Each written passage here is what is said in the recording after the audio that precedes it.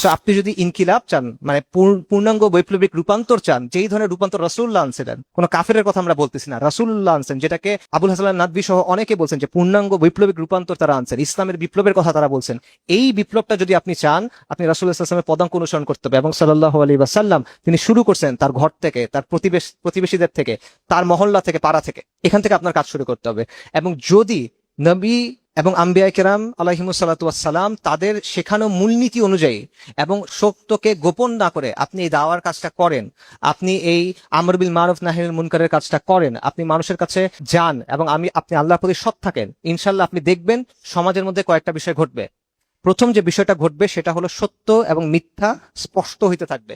এটা আল্লাহর সুন্নাহ। আল্লাহ আযজা ওয়া জাল যখনই নবীকে পাঠাইছেন কোন জায়গায়, হক এবং বাতিল আলাদা হয়ে গেছে। হক এবং বাতিল যখন মিলেমিশে থাকে, এটা সবার জন্য অস্পষ্ট, মানুষ এটার মধ্যে ফিতনার মধ্যে পড়ে, এবং নবীরা এসে এটা স্পষ্ট করে দেন। এবং তখন মানুষ বাধ্য হয় যে কোনো একটা বেছে নিতে, একদিকে ঈমান, একদিকে কুফর।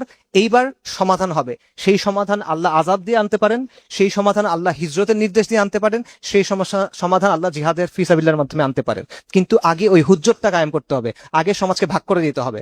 নবী আলাইহিমুস সালাতু ওয়াস সালামের ব্যাপারে কুরাইশরা বলতো যে এই লোক অরাজকতা সৃষ্টি করে, নাউজুবিল্লাহ, এই লোক অস্থিতিশীলতা সৃষ্টি করে, এই লোক স্বামী এবং স্ত্রী, পিতা এবং পুত্র, ব্যক্তি এবং গোত্র, ভাই এবং ভাইকে আলাদা করে দেয়। বাস্তব তো, কারণ আল্লাহ আযজা ওয়া জাল আমাদেরকে বলছেন তাওহীদ এবং শিরক আলাদা থাকবে, ঈমান এবং কুফর আলাদা থাকবে, এবং মুমিন এবং কাফের আলাদা থাকবে।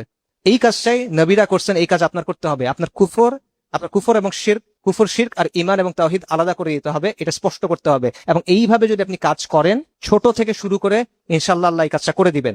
দ্বিতীয় যে কাজটা হবে সেটা হলো, মানুষের মধ্যে এই প্রশ্নটা বারবার আসবে যে আসলেই তো আমাদের ভবিষ্যতে কি থাকবে?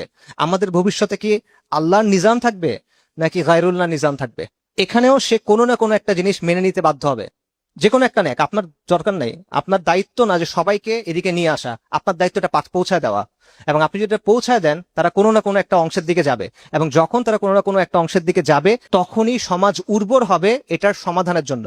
আপনাদের চোখের সামনে উদাহরণটা হলো 2024 সালের অগাস্টে বা জুলাইতে যখন হাসিনার বিরুদ্ধে আন্দোলন হলো, আন্দোলনের যেই বিষয়টা মানুষের কাছে স্পষ্ট ছিল ওইটা সমাধান হয়েছে, যেই বিষয়টা অস্পষ্ট ছিল সেটা সমাধান হয় নাই, হবেও না।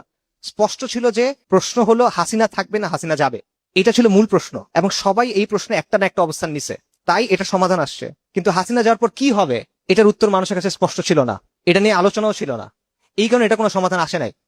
একইভাবে সমাজকে যখন আপনি এই প্রশ্নের উপর আনতে পারবেন যে তুই এটা জবাব দিবি, মানে তুমি কোনটা নিবা, তুমি আল্লাহর আইন নিবা না গায়রুল্লাহর আইন নিবা, যখন কি সমাজকে আপনি এই অবস্থায় আনবেন, কোনো না কোনো একদিকে সমাজ যাবে। কিন্তু যদি আপনি আলোচনা না করেন, যদি আপনার সামনে না আসেন, যদি আপনি শুধুমাত্র ফজিলতের আলাপ করেন এবং মিষ্টি খাওয়ার সুন্নতের কথা বলেন, এই সমাধান জীবনে আসবে না।